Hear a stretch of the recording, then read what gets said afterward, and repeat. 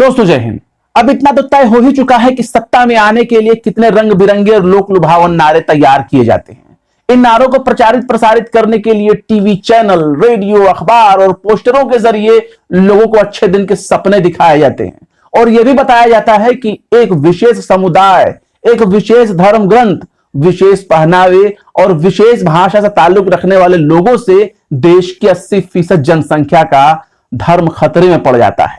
इन लोगों को पंक्चर पुत्र, हलाला की पैदाइश, पाकिस्तानी, बांग्लादेशी, टुकड़े टुकड़े गैंग और आतंकवादी जैसे तरह तरह के अलंकार से नवाजा जाता है। उनके सामाजिक और आर्थिक बहिष्कार की कस्में भी खाई गईं। देश के गद्दारों को गोली मारो जैसे प्रवचन भी स्टेज से दिए गए। लेकिन जब मोदी मोदी के नाम के झुंझुने को सुन सुनकर लोग तंग आ गए, तब लोगों ने सत्ता के हुक्मरानों से सवाल पूछना शुरू किया कि बताओ, देश की सड़कों पर पाई पाई के लिए भटक रहे बेरोजगारों में से कितनों को नौकरी दी? भुखमरी के बारे में बताओ, सिर पर तांडव कर रही महंगाई के बारे में बताओ, रसोई गैस में लगी आग के बारे में बताओ, तेल के बढ़ते दाम के बारे में बताओ और बताओ कि पेट्रोल कब से 30 और 32 रुपए में बेचना शुरू करने वाले हो।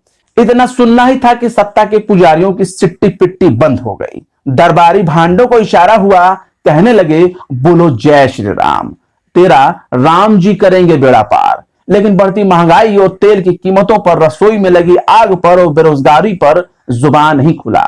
पेट्रोलियम मंत्री धर्मेंद्र प्रधान ने इन सब के लिए कच्चे तेल की अंतर्राष्ट्रीय कीमतों में बढ़ोतरी को जिम्मेदार ठहराया। लेकिन फाइनेंशियल एक्सप्रेस की रिपोर्ट के मुताबिक पिछले 5 साल से तेल की कीमतों में कोई इजाफा नहीं हुआ। यानी तेल कंपनियों ने तेल के दाम 5 साल से नहीं बढ़ाए, फिर भी हमारे देश में पेट्रोल और डीजल की कीमतों में आग लगी हुई है।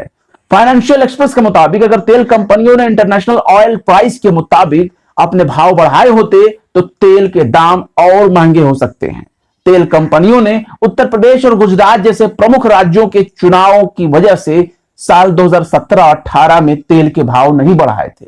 तब ऐसे में सवाल है कि हे हुजूर, जब तेल कंपनियों ने दाम नहीं बढ़ाए तब आपने किस आधार पर तेल इतना महंगा कर रखा है? यही नहीं, पेट्रोलियम वाले मंत्री ने तेल के महंगे होने का सारा ठीकरा ओपेक देशों पर फोड़ दिया।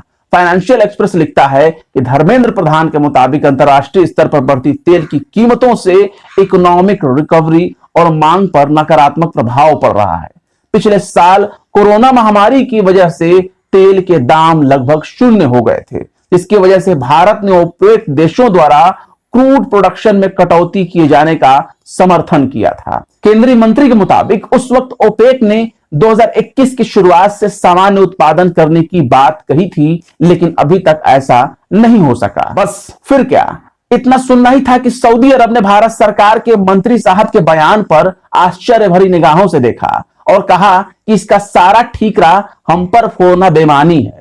सऊदी अरब के ऊर्जा मंत्री प्रिंस अब्दुल अजीज बिन सलमान ने बाकायदा प्रेस कॉन्फ्रेंस में कह दिया कि भारत ने पिछले साल बहुत सस्ती दरों में तेल खरीदा था, उसे स्टोरेज से निकाल कर लोगों को पहुंचाना चाहिए। भारत ने पिछले साल मई और अप्रैल के महीने में 16.71 बैरल क्रूड ऑयल खरीदा था और इसे अपने 3 स्ट्रेटेजिक पेट्रोलियम रिजर्व में स्टोर किया था। ये तीनों रिजर्व आंध्र प्रदेश के विशाखापट्टनम, कर्नाटक के मंगलोर और पडूर में स्थित है। 21 सितंबर 2020 को राज्यसभा में एक प्रश्न के लिखित उत्तर में केंद्रीय मंत्री ने जानकारी दी थी कि इस दौरान भारत ने औसतन $19 प्रति बैरल के भाव से क्रूड ऑयल खरीदा था।